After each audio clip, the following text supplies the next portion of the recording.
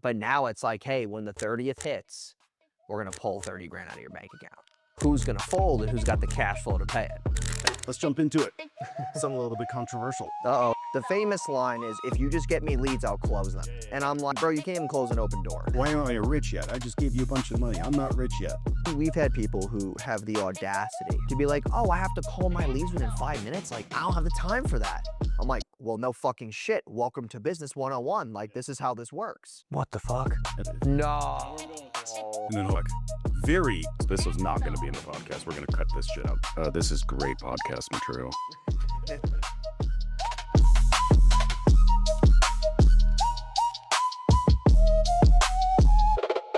All right, welcome back to The Formula with your host, Peter Roth, where I sit down with founders who built big things and I get them to expose their formulas for success. No fluff, the actual formulas, like their favorite marketing agencies, software subscriptions, favorite coaches, courses, whatever it is that makes them rich. So grab a pen, folks, because my guest today is a 9-figure advertiser who has spent 35 million online running ads for big names like Andy Elliott, Ryan Pineda, Pace Morby, Carlton Dennis, Chris Crone, Sam Prim, Justin Waller, and that's just to name a few. Jason is also featured in the Forbes Business Council and 30 Under 30 in New York Weekly. Welcome to The Formula, Jason. Yes, sir. Thank you. Nice to have you Appreciate it. here. Yeah. All right, let's jump into it. Something a little bit controversial. Uh-oh, here we go. These are how these always start off. But you know where I'm going with this, buddy. Oh, of course you. So you have said that the gym is a waste of time for people who aren't making money yet. So what? Younger, poor people should just ignore their health? Okay, so I love the way that you framed the question because you're like, if they don't have money yet. So that was good. Because usually people go at it, they're like, oh, just don't go to the gym at all. So like the biggest thing that I always like to touch base on is that if I'm broke, what skills and what value do I have to add to the world? And if I don't know what those skills are, then just looking a certain way isn't going to solve it. Right. So if I just like, if I'm, let's say, let's just do a quick, let's say I sell cars and I make $6 grand a month. Is finding a better offer and my skill set more important, or is going to the gym more important? Well, I agree with you, but the skill set is way more important. Yeah. Arguing that. So then if I have the skill set and then I go, let's say I get to 15 to 25K a month. Yeah. In today's world, that's like decent. You know, it's not terrible. That's where I would say, hey, dude, now you can fuck off and go to the gym. You know, like you make enough money to like do other things that take away from like your work or how much hustle you put into all that. And takes time away from my work too. I got to eat food sometimes. I don't even like going to the bathroom because I take kind of away from my. Should I stop? Should I shit my pants from now on moving forward? Like, so the thing is like the routines that people do. Yeah. They do these routines where it's like they wake up early. I'm an advocate for sleep. I will never wake up early to go to the gym. I think that like Hallelujah, but thank you. 8 hours of sleep is more important than 6 hours, and I hit the gym. I just do not believe in I that. start the gym at 9 o'clock. I have a trainer that comes three good. times a week.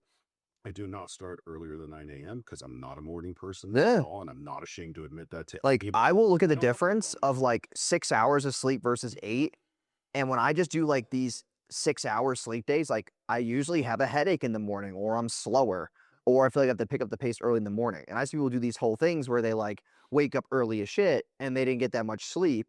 And then it's like, oh, I'm going to put my a face in like ice water. And then they like get their protein shake ready and all this stuff. And I'm like, dude, like just the 2 hours of sleep is way more important. It gives you more mental clarity. Yeah, I agree. So like, I don't mind also like working out midday. I think working out in the morning, it like, if it's too early, your energy can go too fast. And then if you work out at night, like if I go outside and play basketball at 8 o'clock at night and I go to a gym, what do I have to do when I get back home? I gotta, get showered. I gotta get ready for bed. And when I shower that late at night, now I can't fucking sleep because I just put all this cold water on my head and I'm just like, damn, now I feel like re-energized. So now that ruins my sleep schedule. So like for me, like the way that I stay fit is I just play basketball outside during the day. That's like my way to stay fit. Sure. So I'll do like cardio, but I don't do like these big weightlifting things. And like, I don't do the protein powders. I don't do creatine. I don't do like all these regiments and all that jazz. I just like to stay somewhat like alive. a little bit. Oh, Yeah. Right, real quick, if you run a home services company, you can download my free scripts for roofing, HVAC, and plumbing, like the actual scripts being used by the hundreds of agents across all the 75 plus call centers that we've built. Just click the link in the description and we'll send it to you right away. Okay, back to the podcast. No, it's funny. I don't do any. I don't have a problem with any of that shit. Like I started doing peptides, Mhm. and I can't stick with it because I fucking hate the routine of like having to prepare the needles like every single day. Like I just can't do that. Like I have enough shit going on in my brain throughout the day to like just stay productive. Mhm. Now you're asking me to throw this shit on there, which may or may not even be all that effective. Yeah. Like it's just too much. So I totally understand that. Did you like put a basketball court in your house or something? Do you? It's in the corner of my backyard. Okay. But that was one of my only conditions when I bought the house. I want to have enough room to put like a half court. Yeah. Because I was big into basketball when I was younger. I enjoyed it a ton. So I was like, hey, if I'm going to move anywhere, I better have enough space in the backyard. Okay. All right. But so you don't do any weights, none of that stuff. This is not for you. No. And the crazy part is, man, is that I have friends who come over who go to the gym and they're like big, like, Yeah, sure. advocates. And I'm like, bro, you guys get tired quicker than I do. Like, Yeah. what the fuck is going on? It's the cardio thing. It's, so many guys I know who go to the gym like super religiously, all they focus on is just getting big, bad muscles. Yeah. Right. And they don't focus at all on like their cardiovascular health, which like now, I'm 50. So like, I actually got to start paying attention. Yeah. Sure, it actually brings me longevity as opposed to just the way I look in a mirror. Like I figure, hey, if I can perform well in life when it comes to mobility and cardiovascular strength, I'm going to look good regardless. Yeah. Like that'll just happen on its own. I don't particularly give a shit about, ripping muscles through my shirt. Yeah. I'll look good. And like the people who comment the worst comments on the videos where I talk about this, they're always like 40 to 45 and they make like no money and they go to the gym. And I'm like, bro, like even if they're like, I'll look at the profile pics, I'll see their Instagram profiles. I'm like, it's always these 40 to 45-year-old dudes that make no money and they have like a kid and they're married. And I'm like, bro, like, and you'll see the way they live. And I'm like, you don't make enough. Like, like you want to set that example for your kids, your wife. Like that shit's crazy. I'll challenge you one. I have found, look, I lost a lot of weight. I lost about 50 pounds. But I did it through Ozempic and that shit. So That's good. So good for you. That's great. or whatever. But I did it the fucking cheat way. But whatever. I don't care. I'm like, I don't feel bad about that. Dude, results are results. Everyone's doing it now, so whatever. If everyone's doing it, must be okay. But what I have found is that my confidence is way higher than when I carried around, that extra 30 pounds around my midsection and looked like shit in my own clothes and was always self-conscious because everything was always sticking to me and I just felt uncomfortable. That's the way I looked. Like once I lost the weight, I became a better version of myself. Not only, not only in kind of like as a character and who I am as a human, but I became more confident. Yeah. I became a better business leader Yeah. because I just felt better Yeah. about myself. Hey, if you want Scalify to help you build out a fully managed outbound call center for you so you can have a team of people booking in home appointments for you, check the link in the description and book a call with my team today. Now, keep in mind, we only build one call center per market, per industry. So don't sleep on this or we'll probably just end up helping your competition. And I'm betting you wouldn't like that too much. All right, back to the podcast. Yeah, I mean, the whole like, what are your thoughts on that? I mean, what are your thoughts just on that? Like losing weight, I think. Yeah. perform better. Like, look, I'll paint you an extreme example. If you're extremely extreme, if you're overweight, like I was, and arguably that wasn't even that crazy, like 50 pounds, but like, let's say you're 100 pounds overweight and you're trying to build a name and you're trying to build a business and you're starting from a relatively low level, you're younger, whatever. Like, don't you think it's important that the way you look, right? Like you dress for the job you want. Right? Mhm. That part never changes. If you walk around looking like shit, no one's going to take you seriously. Yeah. You're not Alex Hormozy yet. You don't get to walk around on the wife beater. Fuss, Alex, you can do whatever you want, but you're not him, right? Yeah. You can do whatever the fuck you want. But until you're him, then you got to dress up. You got to dress for success. Like, and that means also looking the part too, right? Yeah. So not looking like a total schlub. Like, what are your thoughts on that? Yeah. So like when people want to lose weight, I'm all for it. Like the losing weight is fine. It's just that when you're when you're not like fat, then you do it. I'm like, if we're not fat, then what's the point? Like you trying to lose 100 pounds, I'm like, dude, I'm all for that. Like go to the gym. Cause yeah, dude, if you put my skinny ass next to somebody who's like built, like not built, but like fat, they're gonna trust me more than the fat person. Yeah, I agree. But like if you're already skinny like I am, like what is it really gonna do? Okay, but let's talk about this. Now let's talk about an older guy. What if I was getting into business right now and I'm coming to you for business coaching advice and I'm like, hey, I'm borderline diabetic. I've got high blood pressure. Oh yeah, Um, then go. my old career, and I want to start this new business. And I've been told you're the guy to talk to about running an agency. Like, so what thoughts for that guy? Well, yeah, yeah. If you're diabetic and you have health issues, then go for it. Okay. All right. Yeah. So I'm mostly attacking all the dudes who don't have a lot of shit wrong with them medically. yeah. They just think that like, being broke and not making enough money, but sticking so much in the gym is like the answer. So basically, you're talking about every other person in Miami. Basically, yeah. But like, if you really look at it, like the way I like to look at this is that you can't turn an idiot. Like confidence is important, but if you don't have the common sense, like you're still fucked. Like I'm just like, I got it. No, here, I'm going to push on to the next one. You're going to follow this. Okay. You have said that men need to be able to tell their woman that this is what I'm doing, so deal with it. Mhm. Where's the line between having boundaries and just being plain old controlling? Controlling is when it affects how happy she is. Most women are unhappy in their relationships because the men don't lead. They're looking for the men to lead, and men are just like dropping the fucking ball left and right.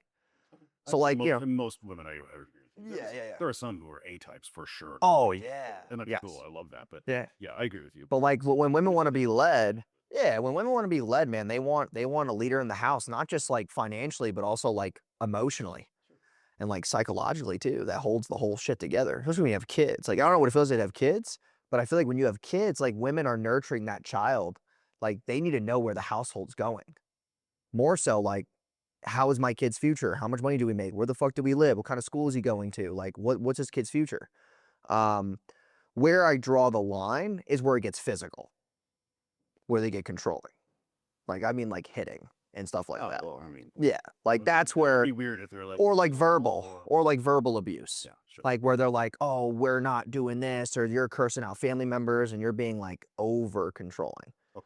Like there's ways too. And that's why I always talk about like when it comes to financial, dude, where is the borderline is where we actually have enough money to let the woman do what the fuck she wants. Like if she wants to go to yoga and you're broke, you can't afford to pay for hot yoga. Right. If she wants to go to the mall like bi-weekly, can you really give her a credit card? No, because you're too fucking busy in the gym and you're broke. Like that's why I go for that angle Yeah. where I'm like, I just want her to have a free mind because let's be real, like as men, we carry so much shit. Like we deal with so much shit where we hold everything, and that's what men were told to do. Yeah. So they hold the fort down emotionally. If they're not happy, then like it's a shit show.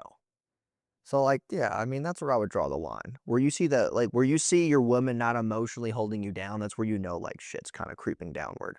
Jimmy, I don't know why people give you so much shit for your controversial opinion. So far, I'm not finding any. Well, they're very controversial. Because it goes into short bits, and then people run with it. Yeah. Like, like, do I know from the bottom of my heart that not going to the gym is bad for me? Yes. I think that it does hinder my health. But I'm just so in love with the fact that I prioritize my time doing things I like. And if I don't like it, why do I have to do it? How old are you? 28. You're 28. There you go. You're also 28. Yeah, and my metabolism's so high. You have health on your side. Yeah. And you're also naturally skinny. Like that will change one day. Like you're not always going to be 28. Oh, yeah. You know, someday you're going to hit your 40s and suddenly you're like, what the fuck is with my knees? Why did they make that sound? What did you hear that sound for my knees? Like what the fuck was that? That will happen. Like, when I work out downstairs, with my trainers, we always laugh because like my knee, you didn't hear my knees fucking popping from upstairs, over here. So like that didn't happen when I was 20. And I think a lot of this is from the trauma that I had when I first started my whole journey and why I didn't do the whole gym thing. And people don't get this context. They run with a clip and they're like, oh, this guy's an idiot. When I first started building my agency, I was maybe making like $3,000 a month. And I was living in Orlando and I was just barely making ends meet. And I got a dog. I was like, because I'm so lonely and entrepreneurship is hard, like I need to have a companion because I didn't want to keep being the guy that like went on dates and slept around, which is leading people the wrong direction. And everybody goes through this phase. You go to college, you have fun. Like it's the way it is. And I was just like, all right, like I should probably like grow the fuck up and get a dog and like take on some responsibility. I don't want to get married yet. I want to have kids. I'm 21 years old. Like, let me just start with a dog. Okay. Not fish in a fish tank. Like, let's get a dog. So I get the dog, and within 2 months, it gets sick. Okay, and keep in mind, like, It gets sick or you go sick? it gets sick. Okay, so it gets sick, and like, unfortunately, man, I didn't have a lot of money at the time. I had like 7 grand in my name. You know, I spent a lot of money trying to keep myself afloat in this college house. I was living in a room paying $750 a month. I had all these expenses, softwares for the agency, and like I had one employee who was a contractor. Like I wasn't making much. So, you know, like I take him to the ER at like 2 o'clock in the morning one night. And I was like, oh shit, like I hope this bill's not gonna be stupid. Well, what turns out is they were like, hey, listen, like she has a disease where basically we have to get her stomach pumped every couple of months because she's like not there was this shit in her stomach called bile and it was building up and it was choking her like her lungs. It was like puncturing the lung to not allow her to breathe. So I was like, okay, well, this is fucking rare. Like, what is this gonna cost me? And they're like, well, you gotta do like $3,000 stomach pumps every like 2, 3 months. And I'm like, bro, I don't have $3,000. So I had to put the dog down. And that was the day where I was like, bro, because I'm so fucking poor, I let something die. Yep. And that's where I prioritized making money instead of just like, you know, looking a certain way. And at that time, man, I was doing like small rounds at Crunch Fitness. And I was like, dude, like I'm fucking wasting my whole morning. I'm making 3 grand a month. Like, what the fuck is this? Like, I'm stopping.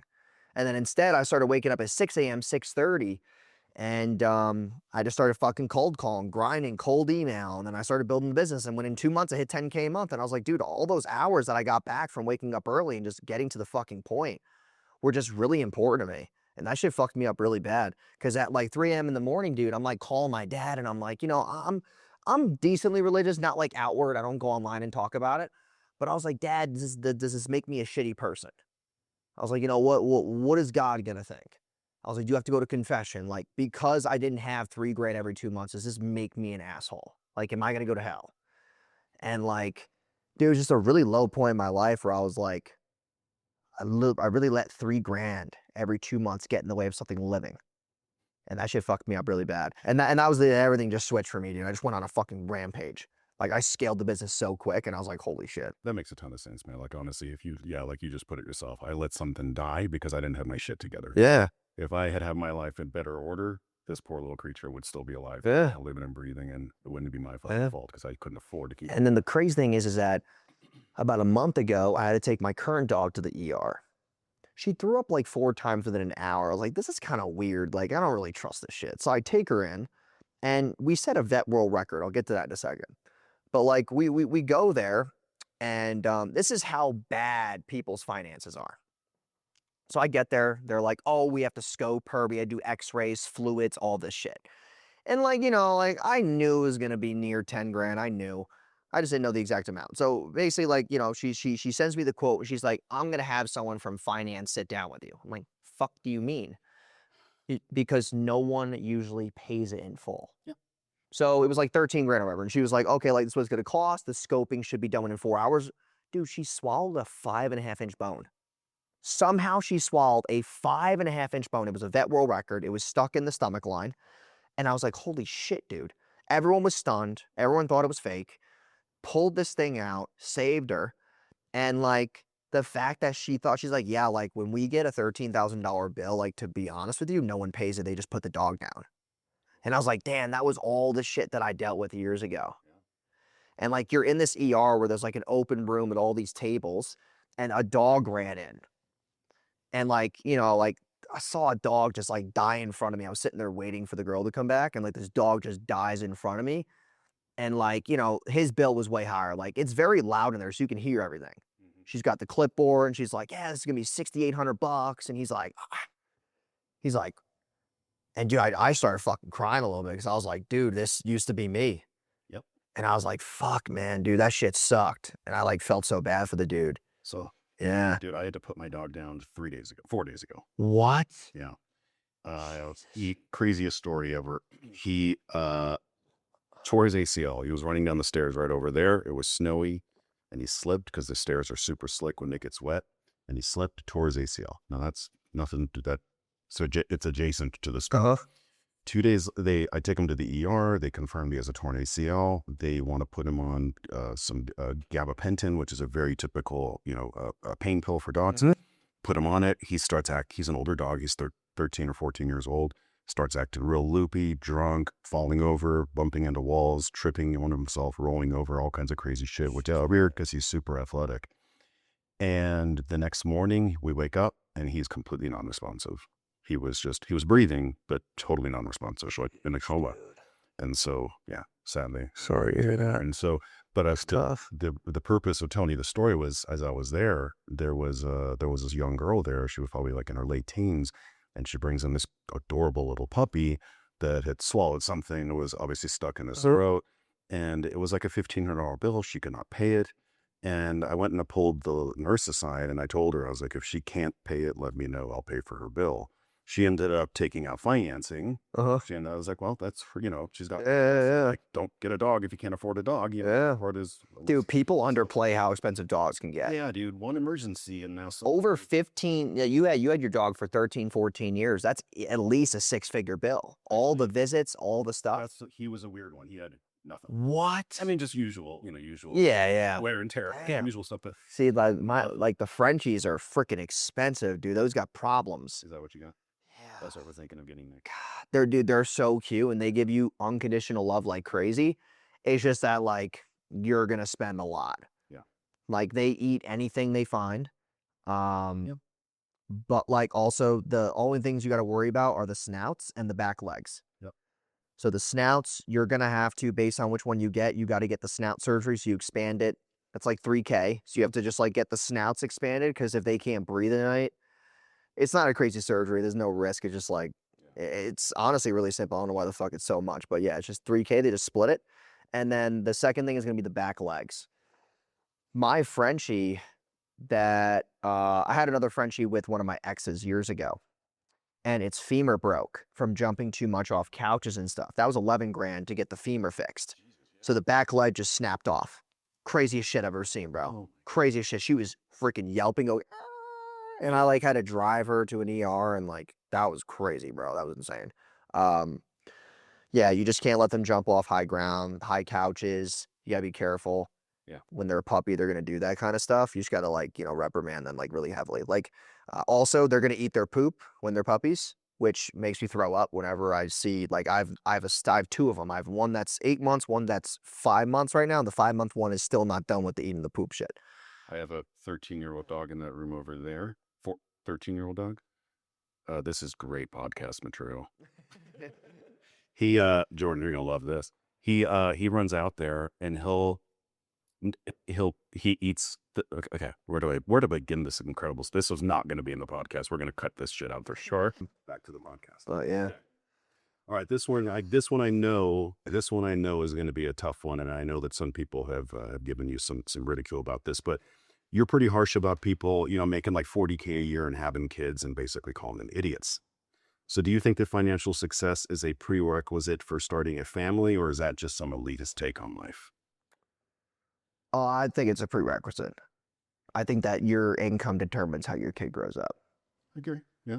Like you can give the kid all the love in the world, but if the kid goes to like, kid lives in a shitty area, shitty school, what does that attract? Shitty friends. Yeah, but hang on. I'm going to challenge you on this one. Okay. I agree with you conceptually. I don't disagree with you. But on the other hand, I can tell you this, and I bet you would agree with me on this. How many ultra wealthy people do you know that when they were asked point blank, like, hey, did you grow up rich? Like, hey, I bet you were born with a silver spoon. 9.5 out of 10 like, fuck no, I was dirt poor. Yeah. I grew up, on food stamps. Yeah, I mean, they have 9 out of 10, all Anunnaki people that I know grew up really, really poor. Yeah, that is definitely valid. It's just the stats like against them. I agree. So like those are like, when we look at stats, we look at like those are outliers. And then there's like, the average like economy based statistic. And it's like, it's just rough for people to get out of that. Like you go to shitty schools, you're probably dealing with bullying, you're dealing with mental health. Like, it's like, see, 40 grand a year, I think to have a family, you should be around 120. That's just my personal opinion, which is not a lot of money. Family. Yeah, I'm not asking people to be like fucking rich. I'm just asking you to at least be at like the 10K a month mark. Cause let's be real. You break down, let's say you got a family of 4. You're paying taxes. You're paying the full boat on taxes. Yeah. There's 30% gone. Yeah. So now you're at 90 grand. Less. Like 80, yeah, let's say 80K. Okay, you have a family of 4. Your rent's going to be about $3,000 a month, give or take. So now we take 36 grand away from that. Now we're at 45K. Yeah, how about utilities? Food, utilities, bro. You're fucked. You're basically just break even. And I just like, I would want to be able to look at my kids and be like, you want a new pair of shoes? We'll make it work. You know, you want the new Xbox? Like, cool. Like, I'm not asking parents to be like fucking Bezos, but like at least give the kid a decent home that's clean. Like when I was younger, dude, I went into like, my parents made $90,000 like combined. And we lived in a 1,000 square foot trailer. That's the way we ran things, you know? And like, my dad did his best. He worked all day, but like, I never got denied a $60 video game. I never got denied a pair of shoes. Like, they always tried their best. They could afford the one vacation a year. But when you can't give your kids experiences or like buy them books or like all this other extra, expenditures, just like, how happy is the kid? How smart is the kid? How much access does the kid have? I disagree with that. I agree with everything up until that point because guys don't have any point of reference. They don't fucking know anything. Like poor kids are told, like, not that I was raised poor, but like I didn't have anything fucking fit. Well, let's put it this way. Like if you look at the lifestyle of people who are in their 40s and 50s who grew up with basically sticks and dirt, we didn't have video games. We didn't have any of that fancy shit. By nowadays standards, you would look at our lifestyle and be like, well, you grew up poor. Like you didn't have any video games. You didn't have any cable TV. Well, yeah. So I say we made all that shit work. And then Yeah, you grew up a long time ago. you grew up like with sticks, it's like, So with now, I don't want the kids to resort to other shit though. Yep. So like when they're not in a place where they're getting like experiences, what do they usually resort to? Like other dumb shit, stupid shit. Like the people they hang out with and they do drugs, they got mental problems. Like it's not 100% guaranteed. I just would like, also when parents are more stressed financially, that stress can go to the kid. So like, kid comes home from school, parents are fighting about an electricity bill or a phone bill, wherever it is. And now the kid's like, oh, my parents fight. This is what marriage is like. And now they grow up with that mentality. And it's like when I was a kid, dude, I look at the way that I grew up and everything was about money. Everything. So I associated success with money because I was like, oh, like my dad used to complain every Friday night. He would get all the mail. I don't know if your household was like this, but every Friday he would go to the mail. And it was like, fuck, Bill, fuck this. Yep. That's how it was. And like, we couldn't sit at dinner together because my dad would sit at the dinner table and do this every Friday night, almost every night at that manner. Different bills would come in and do that. For the kids this week. And then like, we were scared to eat as a family at the dinner table because my dad would always hit the table when he was mad. And then I would go to school stressed and quiet. Yeah. And I wasn't very sociable. That's why I didn't have a ton of friends when I went to high school. I didn't have a fuck ton of friends at all. And then like I had to find an escape. Now, luckily I didn't do stupid shit. I would watch the news and I would see, all these crazy things that kids would do or like drugs or, some stupid shit with a gun or whatever. And I'm like, I don't want to get involved with that. I'm just going to find something I can escape from. That's why I found video games. So video games and basketball are my two escapes. Which I still do this very day. I think they're great. A lot of people talk shit about video games. I will say one thing about video games is that video games made me an amazing driver. Okay. No accidents at all. Like your reaction time is so stupid. And the strategy, like with business strategy, when you look at a video game, if you can do good strategy on a video game, like your intellect is just so like higher. Okay. So like I liked that part. But yeah, like I get what you're saying, where people like come from nothing and they have that chip on their shoulder. That makes sense. Here's the part that I think kind of supersedes all that. I think whatever is normal to us becomes normal to us later on in life, right? Whatever is what we're surrounded with becomes our norm, right? So like I always wanted my kids to see that I fucking work my ass off. For as long as I needed to. I had worked my ass. Like there was never a question of, does dad have a good work ethic? Like that is nothing they would ever ask in a bajillion years. Yeah. Like, did dad fuck off in the middle of the week and skip work to go do something fun? Fuck no. He worked his ass off and made it. Like there was never a question of like what was normal in the house. So like that's the one thing that I always wanted to rub off on my kids. Like, because that becomes their normal. It's just what they ingest, right? Like, any therapist, any psychologist will tell you, like, it's the whole do as I, don't do as I say, do as I do, right? Like, we can talk the talk all day long. It's what they see. It's kids actually see you doing that actually rubs off on them. So look, that's why, that's why I do think that exercise is important, because like I want my kids to just see it and just know that it's just a normal part of life. They just carve out 30 minutes to an hour. They just do it.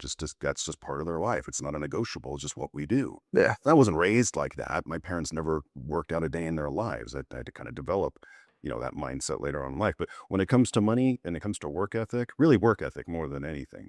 Because I don't think everyone's going to make a ton of money like that. Actually, there is some Oh yeah, I believe some that. degree of luck to that, Some degree, yeah, There's for some sure. degree of luck for Yeah. sure. You could, not everyone will hit it big. Some people will just hit it medium big for the rest of their lives. But all right, I want to get into your business. I want to talk about your business. So you've spent over $35 million on ads for clients. That's a lot.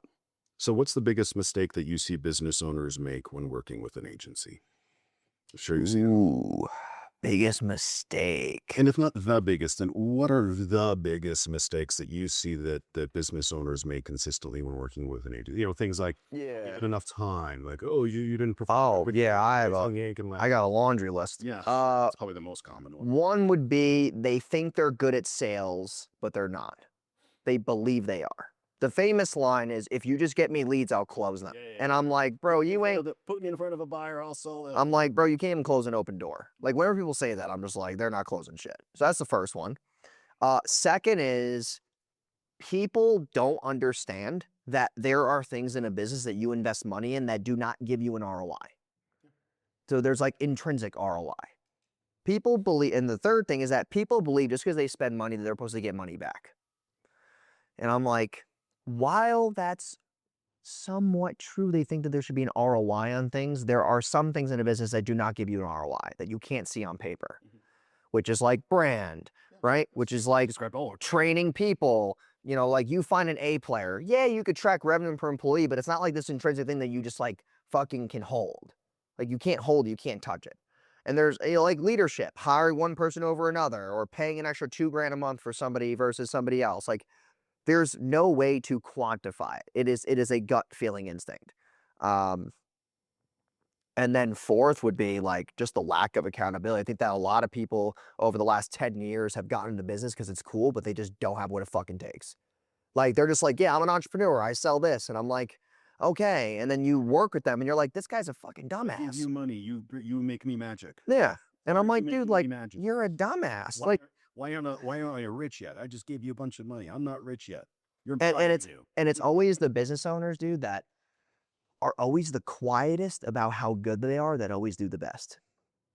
Because they know that they're not like, when people have to talk about how good they are, it's like an insecure thing. It's like, yeah, dude, no, like we have great sales systems. We got all this, we got to. I'm like, there's definitely constraints in your business that you don't want to tell me because you think it's going to make me look at you less. Yeah. And I'm just like, I don't know, like, in the agency world, it's interesting, dude. Like, I built this business and it's like a cash cow. But unfortunately, it's like, we have high success rates, but we still get people who just like, they spend a ton of money and they don't want to fucking do anything. And then they blame us. Yeah. And that's the hardest part, dude. It's the hardest part, hands down. Oh, you can lead a horse to water thing. Yeah. It's like, and it's just like at this point, but at some point you are going to have to carry this through to the finish line. Yeah. And like, dude, we've had people who have the audacity to be like, oh, I have to call my leads within 5 minutes. Like, I don't have the time for that. And I'm like, you're in the wrong business. Yeah. I'm like, dude, just go get a job then. There's no point. And then I'm like, all right, go hire a setter. Oh, well, that's money. I'm like, well, no fucking shit. Welcome to business 101. Like, this is how this works. Yeah. Like, oh, well, I don't want to take any calls. I want to sell people. Oh, this is the fun one. I don't want to sell people without I want to sell them without doing a webinar, without a phone call, just through messaging. I just want to sell them through like text or like Instagram DMs. I want to sell them an expensive offer without talking to them. I'm like, bro. I want unicorns. Yeah. And I want pigs to fly. Yeah. I want to win the lottery. How do I do that? No? Like, dude, it's crazy, bro. And then like, and here's the only part that sucks. Well, not the only part, but there's more. Is that when you have money, maybe you've gotten this before, when you have money, because you do, and you tell somebody to do something that requires them to spend money, they always have the most famous line. Well, it's easy for you to say because you're rich already. And I'm like, well, I wasn't rich for the last fucking 8 years ago. I wasn't rich. I had to make these choices too. I had to spend money when I didn't want to. These are choices we have to make. And that's always the line that will backfire. That's why I can't talk to clients anymore. So if we have a client who has a problem, I'll go in there and like, dude, I've had a lot of experience. I'm not the most experienced business person in the world, but I've had enough experience to know what it feels like to make 8 figures, which is a really hard feat for most people. I'm talking to a business owner and I'm telling you what you should do. And they're like, well, this just sounds like you're just telling me to buy a bunch of shit and spend a ton of money. I'm like, welcome to the fucking club. And then they say the famous line, it's easy for you to say because you have money. Do you really hear that? I get that shit so much. That's why Casey, who's my CEO, he's like, dude, you can't talk to clients because, Are you just dealing with like some low-level, small-time business owners? I mean, dude, we have I haven't heard- 7. I haven't heard that in. Yeah. We have like, Honestly, I've never heard. yeah, we'll have like anybody who makes above at least like $250,000 a year to fucking 100 million a year we have. But a lot of our clients are 7 figures. They're making at least 50 to 100 grand a month. Yeah. And it's like, I'm like, what do you mean? They're saying people like that say that to you? But dude, think about it. Making 50 grand a month and people are not financially literate, it can go very quick. Sure. Like, they're not as smart as you think they are. That shit'll be, you can blow that shit in a month or in a week. Yeah. You can blow that shit in a couple of weeks. So it's like, A couple bad business decisions, a couple Birkin. and also here's the thing that people don't see is that when you go online and you see all these people, fucking love these people. They're like, oh, I make 100 grand a month. I'm like, bro, no one knows what the back end of your business is. And you go into their businesses, they don't have big teams. I'm like, why do you not have a big team behind you helping you? If you're making all this money, why is there no one in the back end? And then they go on the front end of the business. They're like, yeah, I make a lot of money. Learn from me. I'll coach you. And I'm like, there's something back here that no one sees, which is I could fucking put a finger on it, which is I make 100 grand a month, but my fulfillment shit, I have high refunds and high churn and then high chargebacks. That's why I want to keep all the money myself. And then I have a bunch of $3 an hour VAs behind me because they're not expensive to keep up even when I have a shit month. And that's what I see. And I think I see. And I'm like, okay, well, like, what the fuck are we doing? It's just weird, man. It's very good question. But it's like those are the biggest things by far. I want to talk about cold email. Mhm. Cold email still works for you, and you've mentioned 35% open rates. So what's your actual offer structure that's converting right now? Well, what are you seeing that's working in the world of cold email? I'm genuinely curious about this because we have not gone down the path of cold email. I'm actually about to. I just kicked off a relationship with a company that does cold email, and I'm a little nervous about it. I have my own reasons, but I'm curious. What are your thoughts on cold email? What's working for you? Okay, so I have done the whole done for you cold email route and it always flops. So I don't know who you paid or what you did, but I've used 3 companies and the done for you shit never worked because I didn't, as the founder, go and improve the concept first.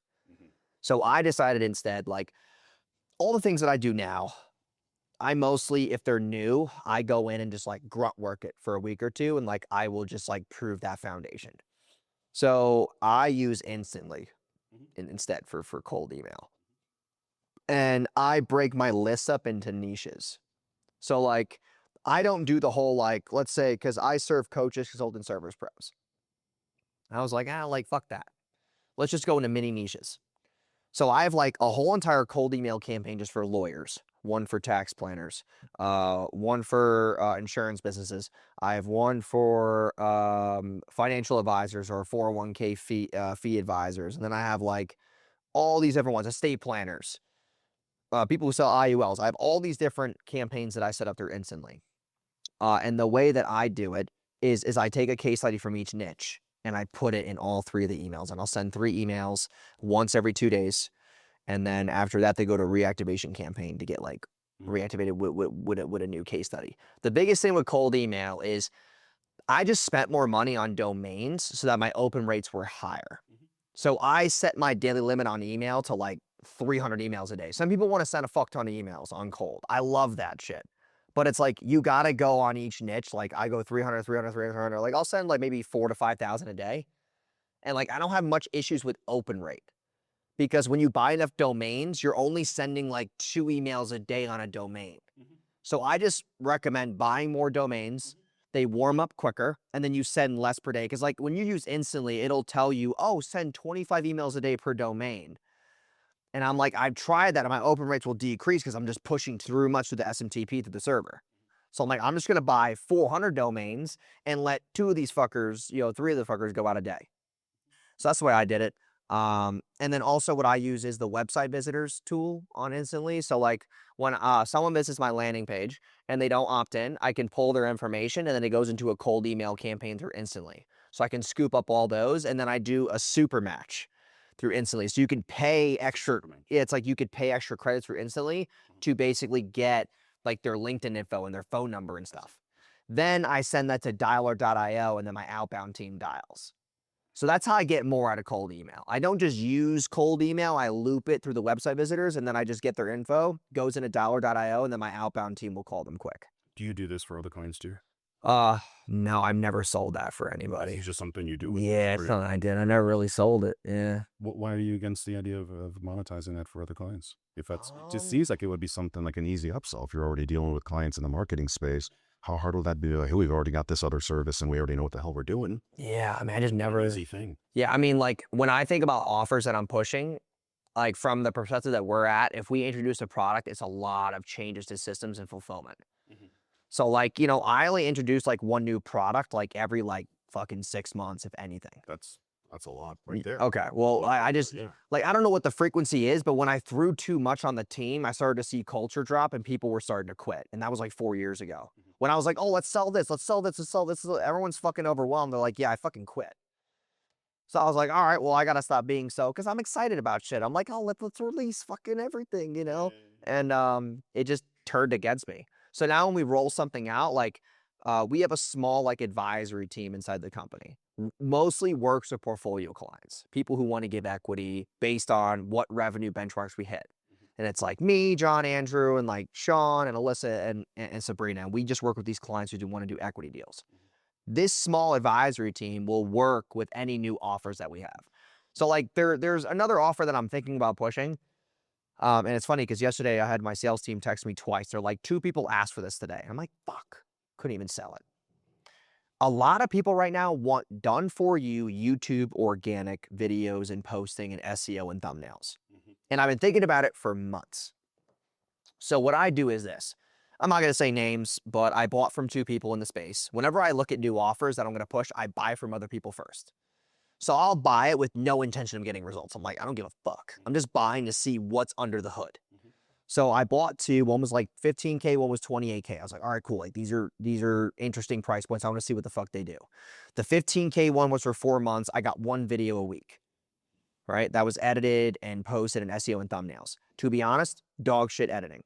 Second program was 28K, 2 videos a week with SEO and scripting and the thumbnails. Dog shit editing, right? So like both of them, there were WhatsApp groups. And like people know me in the space. They message me like, oh, what the fuck are you doing in here? Like I was like, oh, I'm just like trying to prove the concept. Just like bullshit it, you know?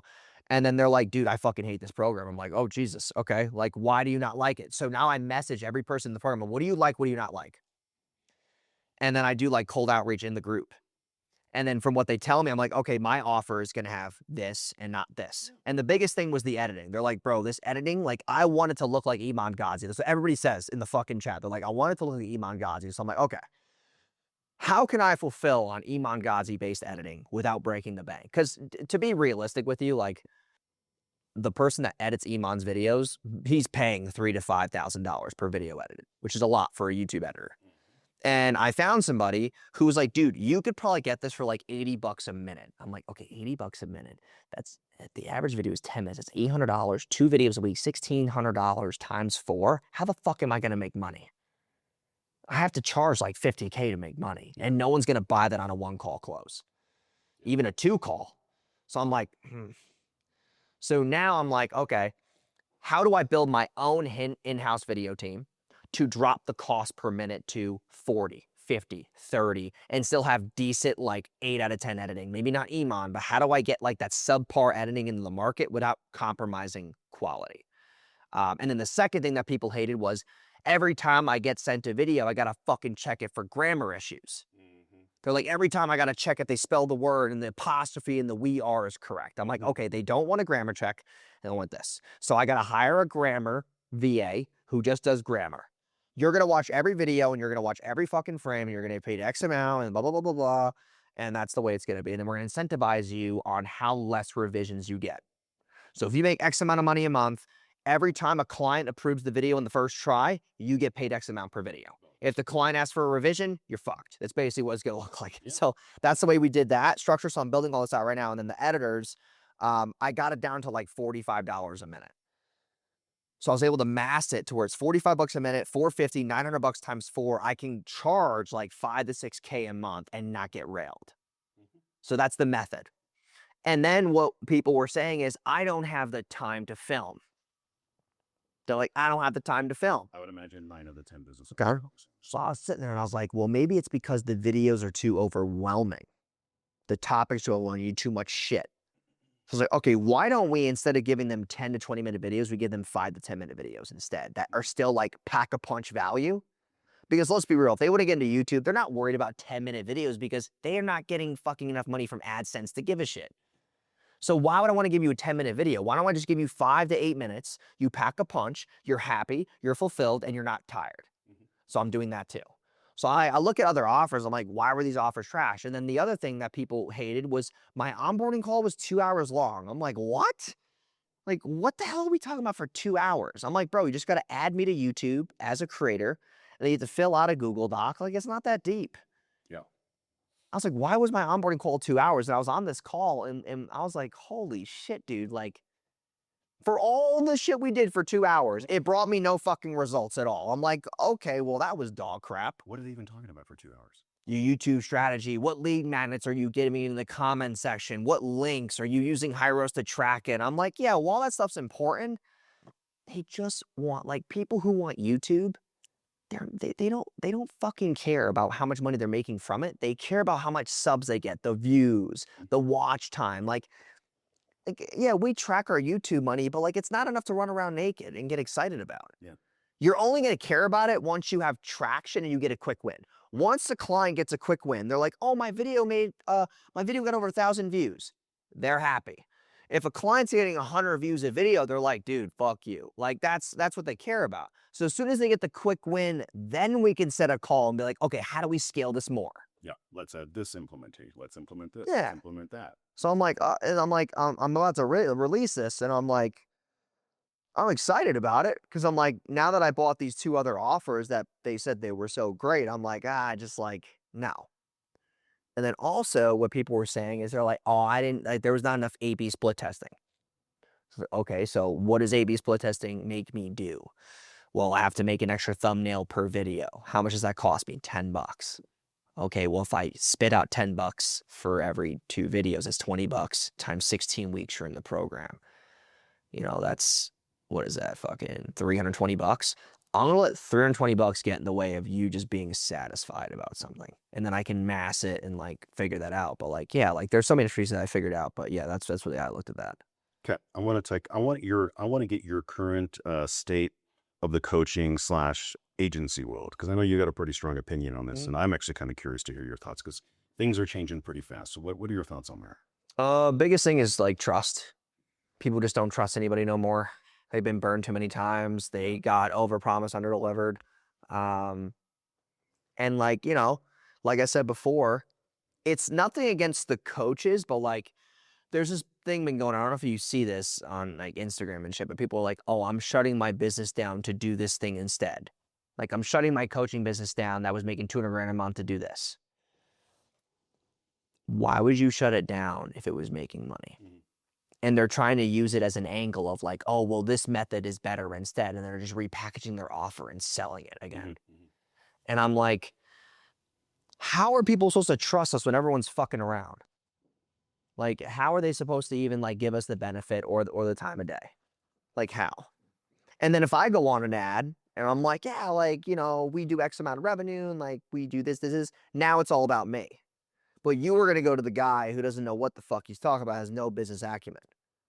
Like, people are buying 5-figure packages from people who have not made fucking money yet. Like, I'm talking like, if you don't make at least like fucking 3 million a year, like, don't go online and say some shit. Like, just don't do it.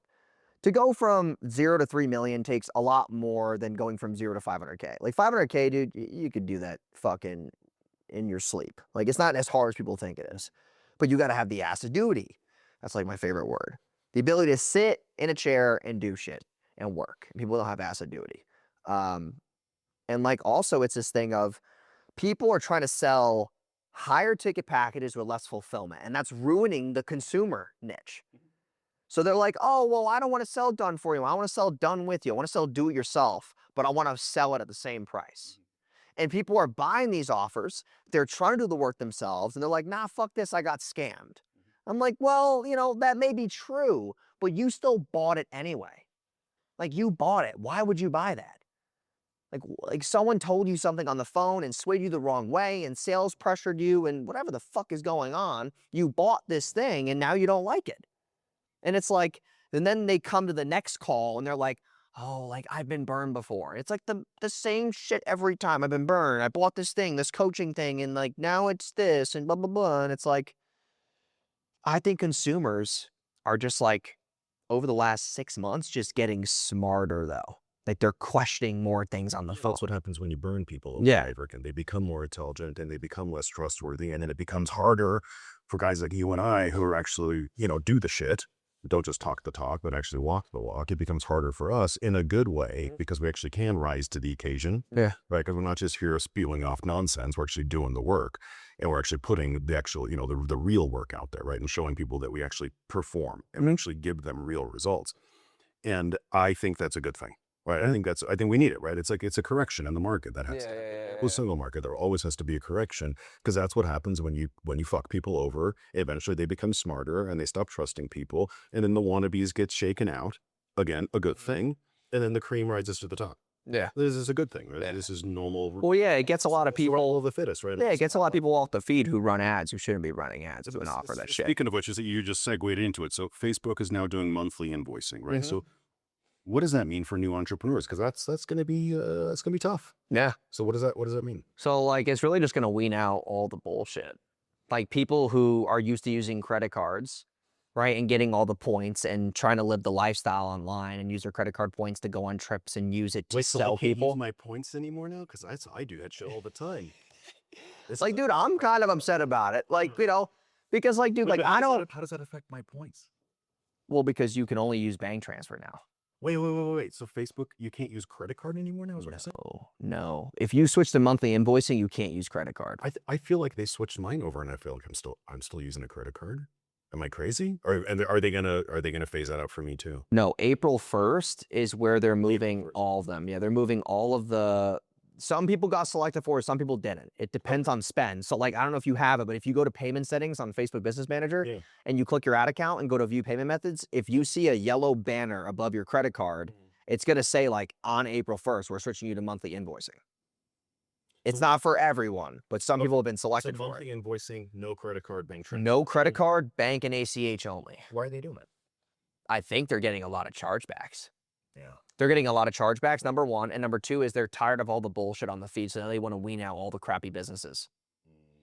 So like all the people who run ads for like really scummy offers that are like bottom feeders, they just want to get rid of the bottom feeders. Because like, dude, if you're like, let's say you're a more established business, you're spending like $1,000 a day on Facebook and you're spending 30 grand a month, which is a decent amount. If you have to spend $30,000 on one day of the month, who's going to bitch out and who's going to pay it? And that's what they're doing. They're like, yeah, dude, it's cool that you want to put 900 on Facebook every couple of days with a credit card. Because Amex, you could fuck around and get late payments and all this shit and not pay Facebook and your credit dips and they're not getting their money quick enough. But now it's like, hey, when the 30th hits, we're going to pull 30 grand out of your bank account. Who's going to fold and who's got the cash flow to pay it? And that's a fun question. I mean, it's going to be a good thing, right? Because like you said, it is going to weed out the bottom feeders. It's going to weed out the newbies. And it's going to make it better for the established businesses because now we're getting rid of all the noise. Yeah. Right. All that noise goes away and it leaves the actual proven business leaders who are once again, like, you know, the same thing we just talked about. These two concepts segue together perfectly because now we're getting rid of the fake. All the fake bullshit people, you know, who don't have a real product, who don't have a real service. And like, dude, like people use the lifestyle stuff to sell B2C. So like the whole credit card point thing, I'm a little upset about because like, you know, I don't do lavish vacations, but I like to do like, you know, like just small things at the Ritz for a couple of days, or go to Four Seasons with my girlfriend or whatever. Like, just like shit like that. But I'm not online posting about it. I'm not like, yeah, look at me in the fucking pool. Like, that's what people do, though. The B2C people who sell B2C, they all do this thing where it's like credit card hacking. Yeah, for sure. And ad spend's a part of it. I'm And gonna be so pissed because I get 3 points on every dollar with my Chase card. yeah, I'm gonna be pissed. That's 3 points. That's like one of my highest. yeah. That's one of my highest rewards is on Facebook Yeah. ads. Like, dude, and then like I use it for my flights too. So like now I have to go back to like, you know, paying for flights with the Amex card, not using the points. Or I just use it in other categories. I could get it the 4X whatever on gold on like other categories. So I'll figure out what that is. But like, yeah, it just sucks. Yeah, that one's gonna be a little bit of a stinger. Okay. Yeah. You're big on webinars, and I agree with you, by the way. But tell me why you're so bullish on them, and tell me your basic breakdown of what a successful webinar looks like. And I don't need you to go in like the super detail, but I want to know from a high level, like, what is Jason Wojo's concept of what a good quality webinar looks like? For someone who maybe can't afford you right now, tell them like, here's the basic breakdown of a good successful Yeah. webinar. So like to answer your first question, the whole premise of webinars is that a lot of coaches can't scale because they're selling one-to-one too frequently. Yep. So I want them to switch to one-to-many to buy their time back and obviously like increase margin and build more trust and authority. There's two scenarios here. There's me and you, right? Let's say if I was selling you something right now, you know I'm trying to sell you. But if you were in a room of 50 people, there's 49 other people around you. All of a sudden you're like, damn, this fucking guy got 50 people to show up to Zoom. Might seem small to us, but I'm just giving an example. But like if I'm a new coach and no one knows who the fuck I am, right? And I don't make that much money and I don't have a lot of followers and I don't post a lot of organic content, I don't get a lot of views. My authority is just so damn low. I now have to charge less. I now have to basically, sales pressure people into buying shit on the phones because no one trusts me yet. So if I get 50 people on Zoom, I could be like, without saying a word, I now have authority. Because one person in that room's like, damn, she must be good because she got 40 other people to show up. And that's the whole angle about trust and authority. Instead of telling people online, oh, go content overload and spend a ton of money on organic. Like organic's great, but it's a supplement to pay traffic.